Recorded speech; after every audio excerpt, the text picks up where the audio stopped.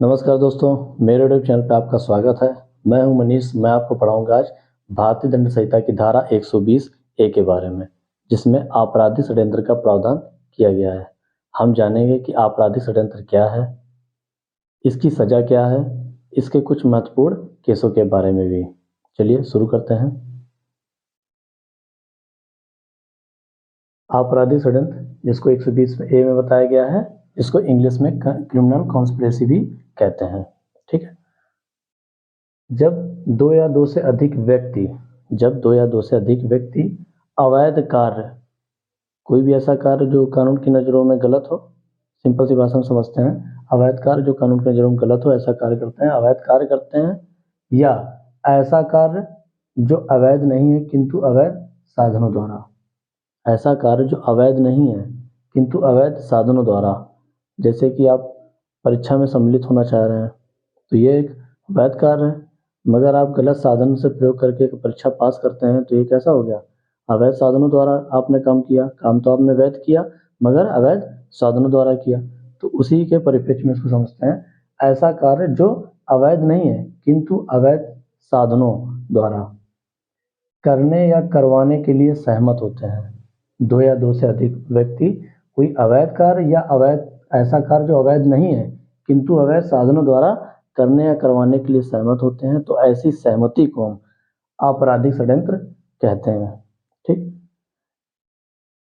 देखिए, एक व्यक्ति इसमें नहीं हो सकता है, दो व्यक्ति होंगे या दो से कितने भी अधिक हो सकते हैं। आपराधिक षड्यंत्र, जिसको हम बहुत ही सरल भाषा में साजिश भी कहते हैं, किसी को मारने के लिए साजिश रचा जाता है, वो ऑफेंस कोई अपराध करने के लिए उसको हम आपराधिक षड्यंत्र कहते हैं। ठीक है। अब जानेंगे इसको और भी बारीकी तरीके से।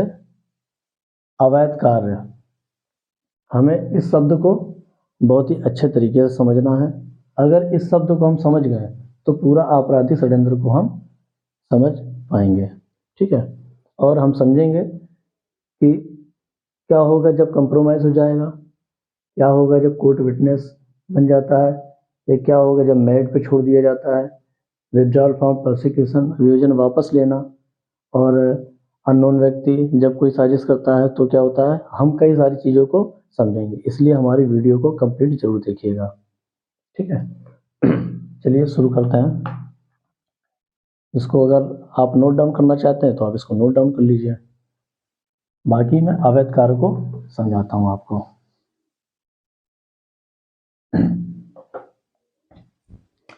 अवैध कार्य,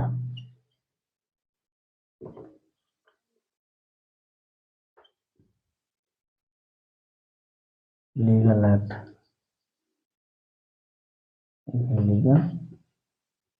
लीगल एक्ट। ठीक। अवैध कार्य, देखिए, अवैध कार्य 3 प्रकार से किए जा सकते हैं। ठीक है। जैसे कि ऑफेंस में,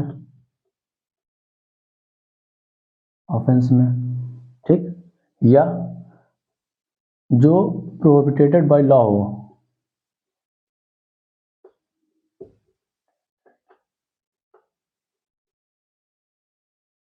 कुछ ऐसे अपराध होते हैं जो कानून द्वारा प्रोहिबिटेड होते हैं, निषेध होते हैं।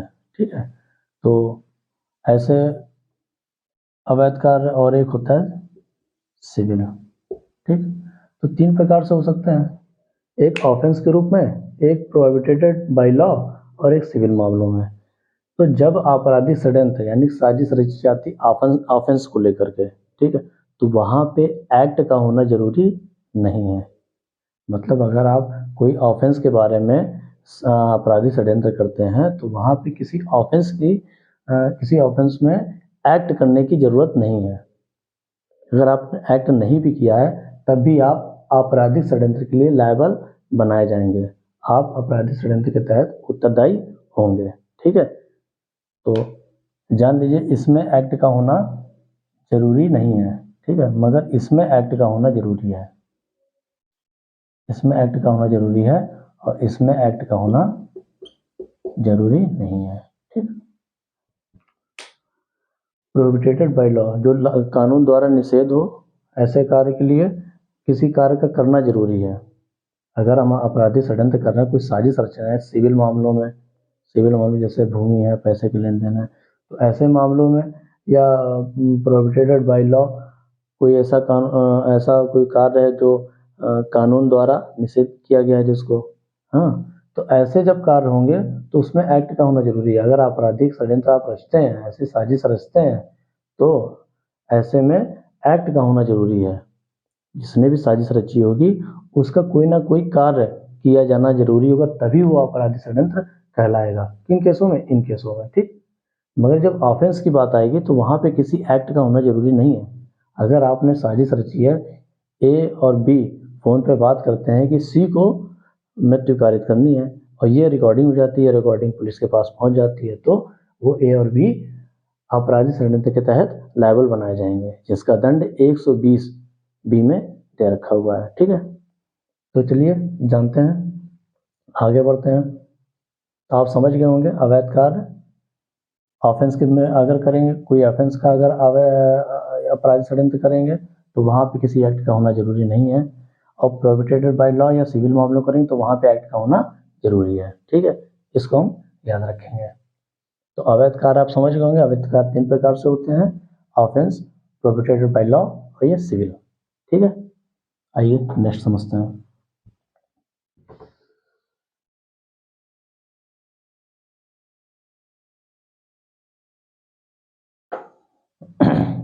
फॉर एग्जाम्पल समझते हैं, जैसे कि पहले कंप्रोमाइज वाला समझते हैं, ठीक है। ए और बी ने मिल करके किसी सी के साथ आपराधिक षड्यंत्र किया, ठीक, क्रिमिनल कॉन्स्पिरेसी की। ए और बी ने मिलकर सी के साथ क्रिमिनल कॉन्स्पिरेसी की, ठीक। अब मान लीजिए कि सी ए के साथ समझौता कर लेता है, सी ए के साथ समझौता कर लेता है, मगर हर केसों में नहीं। ऐसे केस होंगे या ऐसे अपराध जिसमें समझौता हो सकता है। देखिए अपराध 2 प्रकार के होते हैं, ठीक। एक जो होता है समनी मतलब होता है जिसमें समझौता हो सकता है, जिसमें समझौता हो सकेगा, ठीक, हो सकेगा। एक होता है असमनी,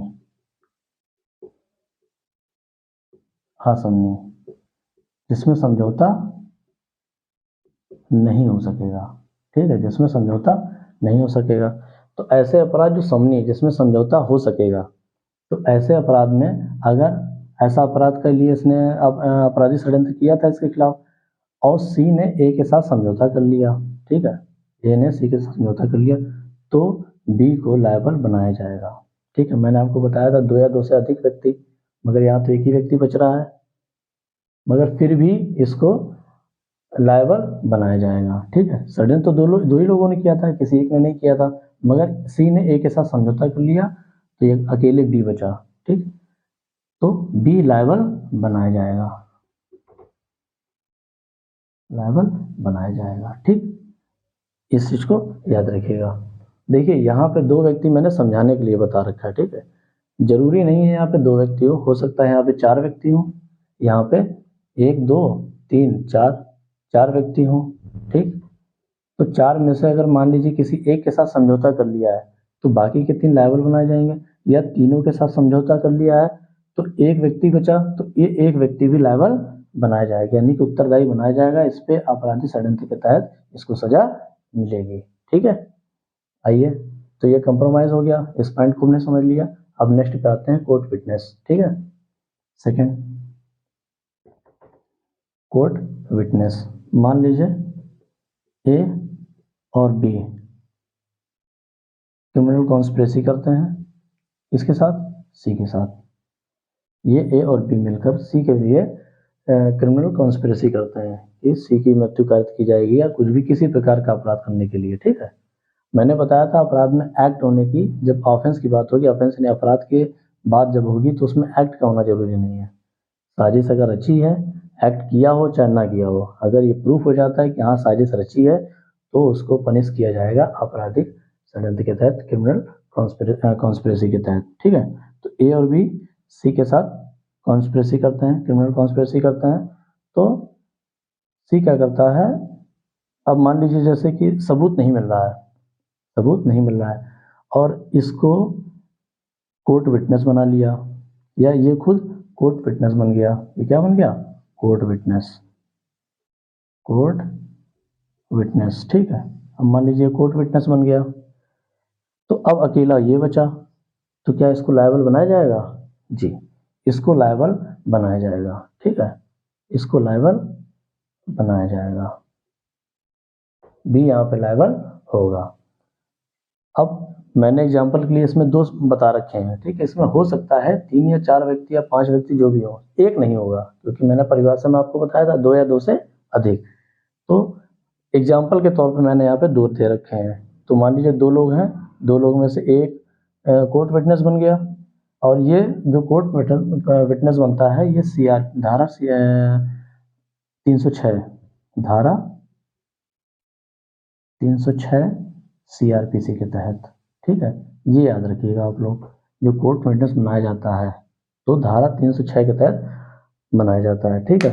तो ये कोर्ट विटनेस बन गया, अब ये अकेला बचा तो ये लायबल बनाया जाएगा, इसीलिए तो इसको कोर्ट विटनेस बनाया जा रहा है, ताकि ये गवाही दे इनके खिलाफ अपने, या मान लीजिए हमने तो 2 बताया, हो सकता है इसमें 3-4 लोग हों, तो ये गवाही देगा उन सभी लोगों के लिए जिन्होंने क्रिमिनल कॉन्स्पिरेसी की था। हालांकि किया इसने खुद था, किया इसने खुद भी था, साथ में इनके था, मगर इसको 306 के तहत कोर्ट को पावर होती है, पार्डिंग पावर होती है, पार्डिंग पावर के तहत इसको क्षमा कर दिया जाएगा, ठीक, क्योंकि कोर्ट विटनेस बन गया, इसको क्षमा कर दिया जाएगा, बाकी लोगों को लायबल बना दिया जाएगा, ठीक।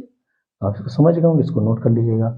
और एक चीज़ मैंने जब आपको बताया था धारा समनी समझौता हो सकेगा, तो ये धारा दे रखा है धारा 320 सीआरपीसी में, ठीक है, इसको याद कर लीजिएगा, धारा 320 सीआरपीसी, ठीक। उसमें बताया गया कि कौन कौन से ऐसे अपराध हैं जिनमें समझौता हो सकेगा, ठीक है। तो धारा 320 में बताया गया है, और धारा 306 में बताया गया है कोर्ट विटनेस को सीआरपीसी में, ठीक है, इसको याद कर लीजिएगा। ये मैं कुछ ऐसे सीआरपीसी हैं जो आईपीसी से कहीं रिलेट अगर होता है तो मैं उसको बताता रहूँगा आपको, ताकि आप और अच्छे से इसको समझ सकें, ठीक है। तो ये सेकंड हो गया, अब आते हैं थर्ड पे, ठीक है, अब आते हैं थर्ड पे, अब आते हैं मेरिट। तो ए और बी मिल करके जब किसी सी के साथ क्रिमिनल कॉन्स्पिरेसी करते हैं, ठीक, और इन दोनों के खिलाफ किसी प्रकार का कोई सबूत नहीं मिल रहा है, मान लीजिए ए के खिलाफ मिल रहा है, ए के खिलाफ सबूत नहीं मिल रहा है, तो अगर ए के खिलाफ सबूत नहीं मिल रहा है, अगर ए के खिलाफ सबूत नहीं मिल रहा है तो कोर्ट क्या करेगा, कोर्ट अगर इनको मेरिट पे इनको छोड़ देगा, इनको रिलीज कर देगा, अगर ए को मेरिट पे रिलीज कर देगा, ए को मेरिट पे रिलीज कर देगा, ठीक, इस पे मेरिट पे, मेरिट पे ए को अगर मेरिट पे रिलीज कर देता है, तो अब अकेला बचा बी, तो अकेले बी को लायबल नहीं बनाया जाएगा, ठीक है, अकेले बी को लायबल नहीं बनाया जाएगा, ये याद रखिएगा। जब भी मेरिट पे अगर छोड़ा गया है, मान लीजिए अगर मेरिट पे का मतलब, मेरिट पे छोड़ने का मतलब ये होगा कि जब सबूत ना मिल रहे हो, साक्ष्य ना मिल रहे हो, तो अगर ए को छोड़ दिया है और बी अगर बचा है सिंगल, तो उसको लायबल बनाया जाएगा, ठीक है, ये आप याद रखिएगा। आइए फोर्थ पे आते हैं, चलिए इसको थोड़ा रफ कर देते हैं, आप इसको नोट कर लीजिएगा हूबहू ऐसे ही, तो आप अगर नोट्स बना लेंगे तो जब सम टाइम आप देखेंगे तो आपको तुरंत याद आ जाएगा, ठीक है। तो इसको रफ कर देते हैं ताकि आगे समझाया जा सके।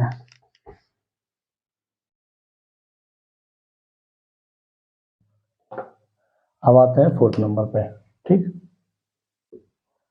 फोर्थ नंबर क्या कह रहा है, विथड्रॉल फ्रॉम प्रोसिक्यूशन, अभियोजन वापस लेना।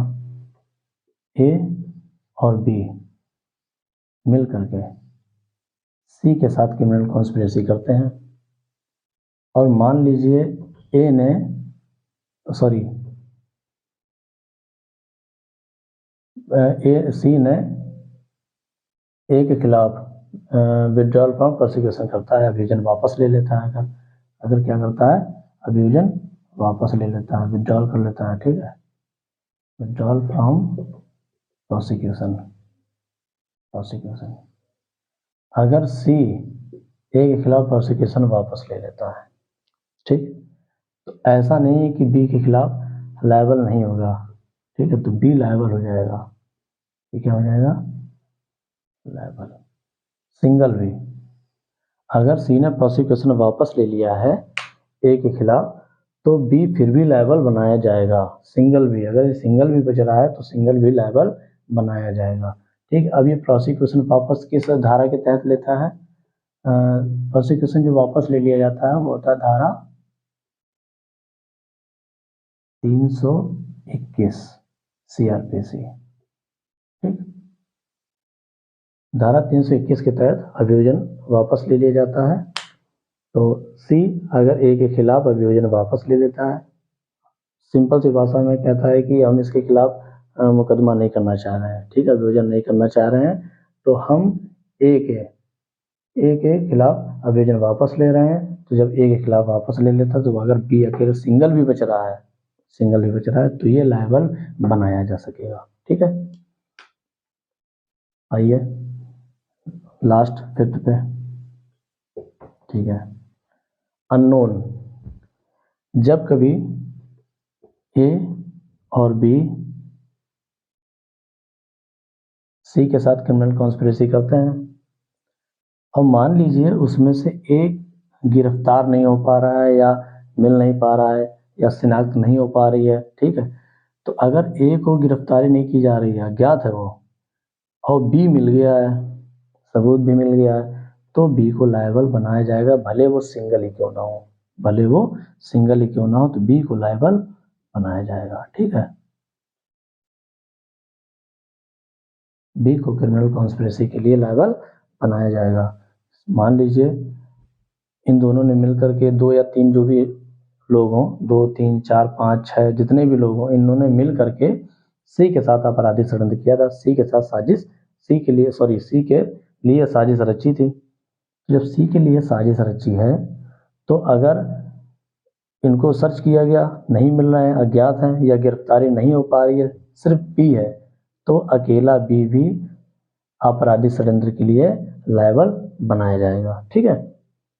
तो आप समझ गए होंगे पांचों पॉइंटों को। कंप्रोमाइज में क्या होता है, कोर्ट विटनेस में क्या होता है, जब मेरिट पे रिलीज कर दिया जाता है तब क्या होता है, और जब विड्रॉल फ्रॉम प्रोसिक्यूशन हो जाता है, जब अभियोजन अपना वापस ले लेता है तब क्या होता है, और जब अज्ञात हो, गिरफ्तारी ना हो पा रही हो तब क्या होता है। तो आप पांचों पॉइंट, महत्वपूर्ण पॉइंटों को आप समझ गए होंगे, ठीक है।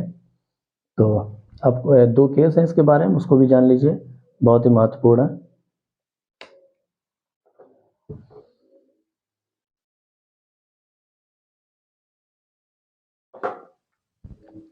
एक केस था तपन दास का,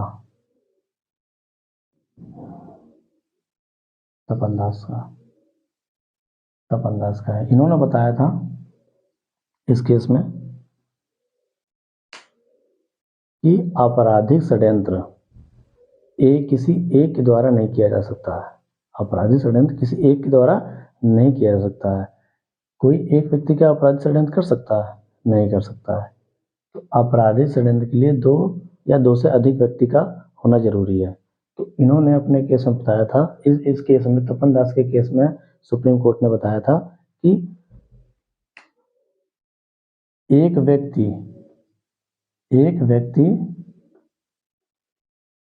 स्वयं आपराधिक षड्यंत्र नहीं कर सकता। आपराधिक षड्यंत्र नहीं कर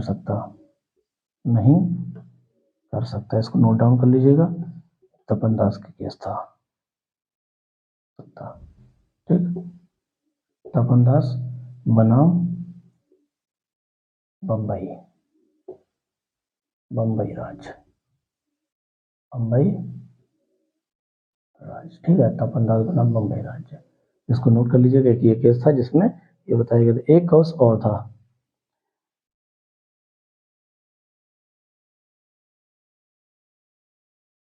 विशंबर प्रधान, वह है विशंबर प्रधान। विशंबर प्रधान बनाम उड़ीसा राज्य, उड़ीसा राज्य।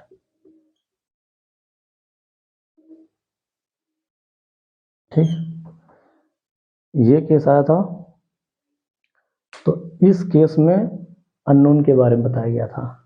जब कोई व्यक्ति नहीं मिल पा रहा हो, गिरफ्तार ना हो पा रहा हो या अज्ञात हो, तो ऐसे बचे हुए व्यक्ति, अगर सिंगल व्यक्ति भी बच रहा है तो वह आपराधिक षड्यंत्र के लिए लायबल बनाया जाएगा, क्रिमिनल कॉन्स्पिरेसी के लिए लायबल बनाया जाएगा, उसको सजा मिलेगी। ठीक है, तो ये बताया गया था विशंबर प्रधान बनाम उड़ीसा राज्य के बारे में। ठीक है, क्या बताया था कि जब कोई व्यक्ति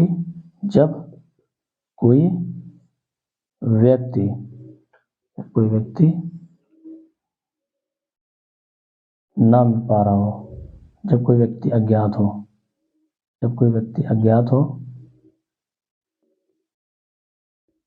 व्यक्ति अज्ञात हो तो अकेले व्यक्ति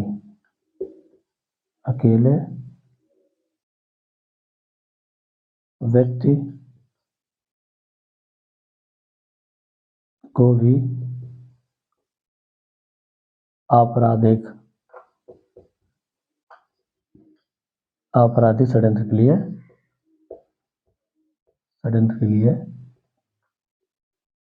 लायबल बनाया जाएगा,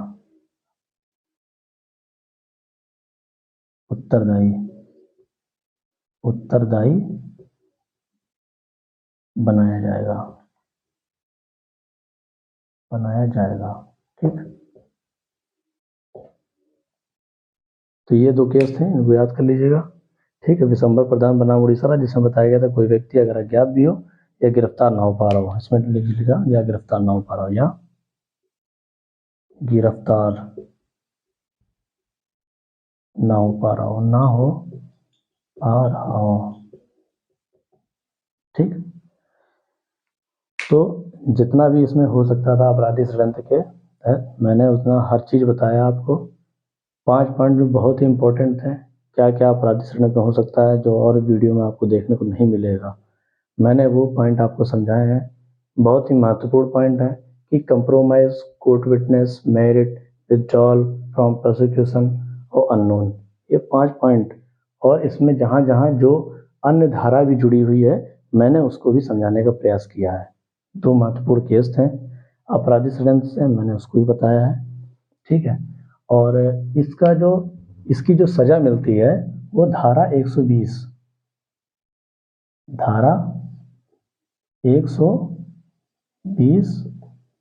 BIPC में है। ठीक, 120 BIPC में है।